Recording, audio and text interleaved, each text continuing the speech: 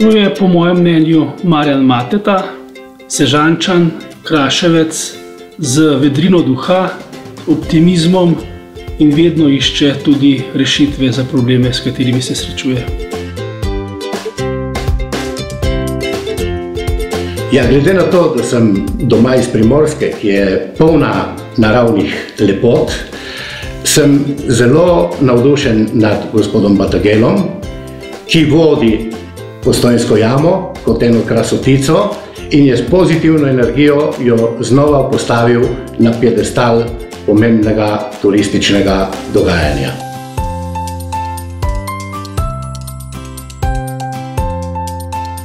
Ja, Vojko Vidmar je moja prva misel, njegova izrazna moč v plesu, njegova energija je taka tudi v njegovem življenju in besedah.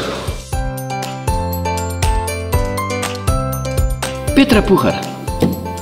Zakaj? Ker se ukvarja s tisoči stvarmi, ki jo veselijo z različnih področji in povsod je uspešna.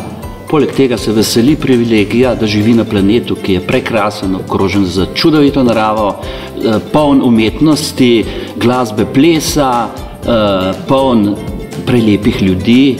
A si smemo še kaj več želeti? Predlagam gospod Barbaro Ravnik, moja dobra prijateljico. Z njo si, čeprav večkrat nadaljavo, redno izmenjujeva pozitivno energijo. Predlagam jo pa, ker vem, da je ženska, ki ve, zakaj gre v življenju. In tudi vem, da vsakodnevno to svojo pozitivno naravnanost seva tako na svoje sodelavce, kot na svoje najbližje in na prijatelje.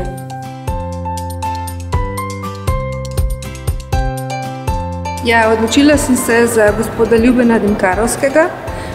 Ljuben je izvrsten glasbenik in občudujem njegovo veliko naravnanost v cilj, ki ga zasleduje.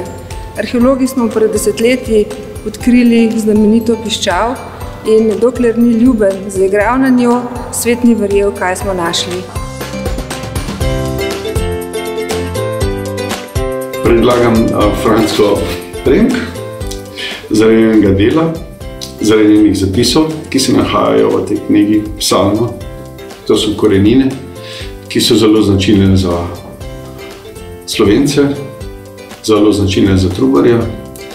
Franco pa predlagam zaradi tega, ker Franca ima veliko ljubezni v svojem srcu in ima veliko svetlobe v očeh.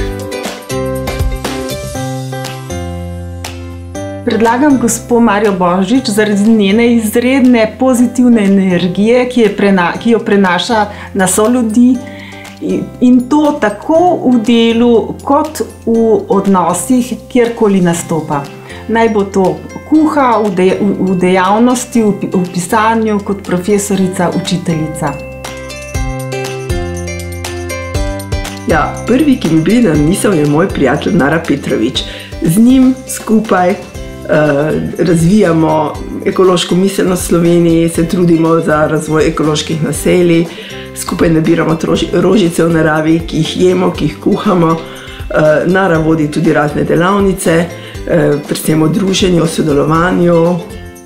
Mi piše, recimo, kako bomo mi lahko prišli naprej, ne samo, da bi jamrali, kako je sedaj, ampak kako bomo živeli in kako se organizirali in delovali v bodoče.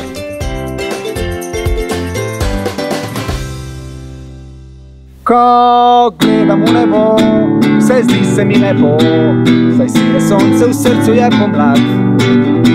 Potrebujem le drevo, zemljo, sonce in nebo, saj človek sem življenja je zaklad in vedno zrem na srčno stran sveta. Vedno zrem na sonce.